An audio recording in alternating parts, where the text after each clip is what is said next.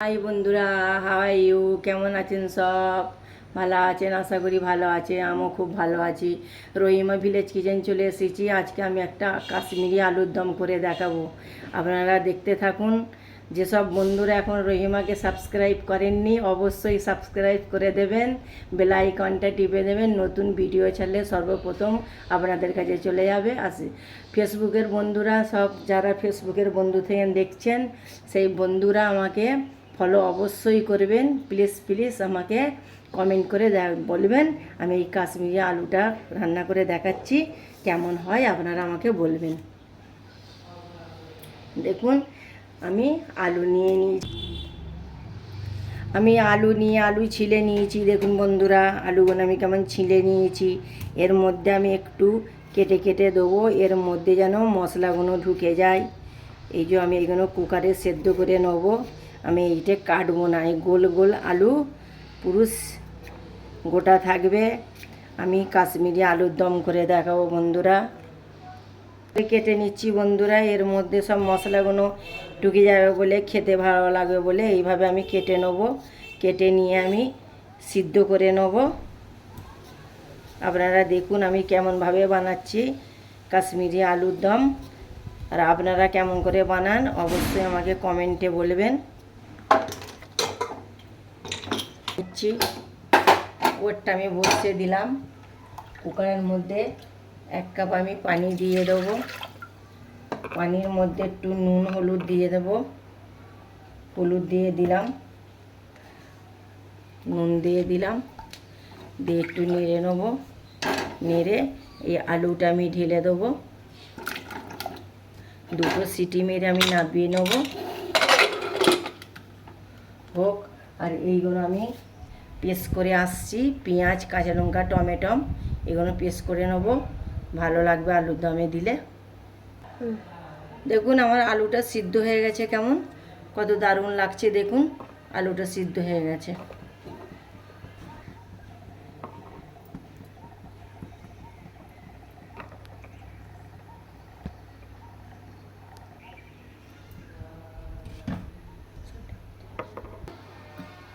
তেল আমার গরম হয়ে গেছে। এই আলু সিদ্ধগুলো আমি একে একে এর মধ্যে দিয়ে দেবো আস্তে আস্তে।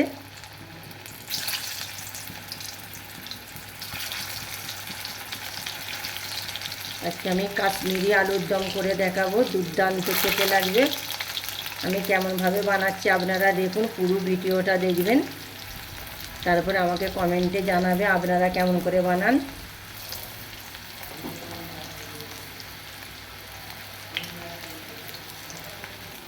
এগুলো আমার আলু লাল লাল করে ভাজা হয়ে গেছে। এবার আমি আলুগুলো সব তুলে নেবো একটা প্লেটের মধ্যে।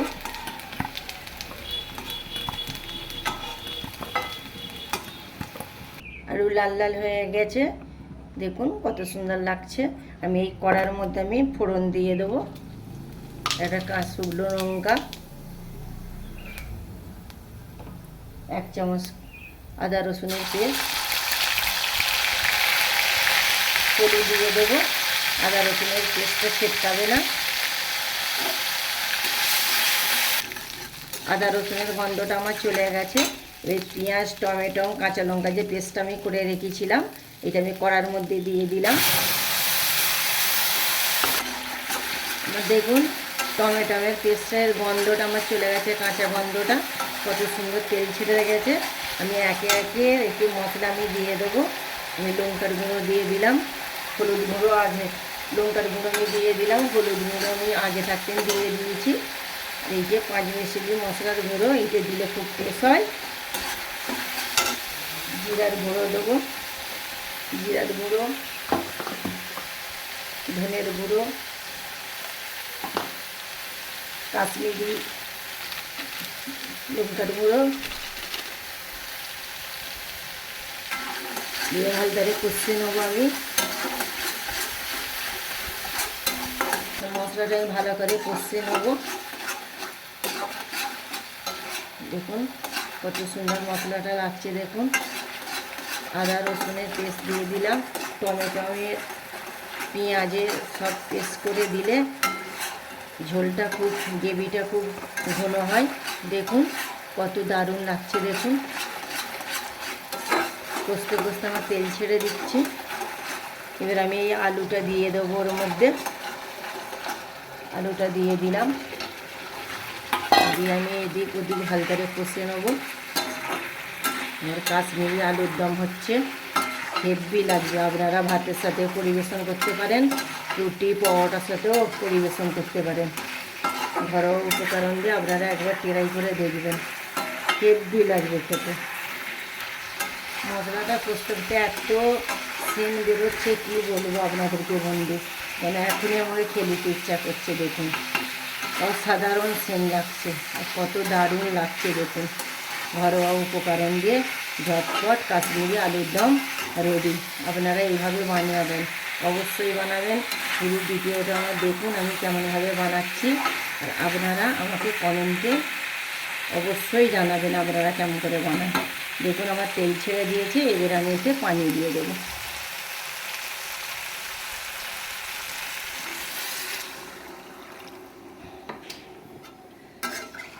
পানি হবে।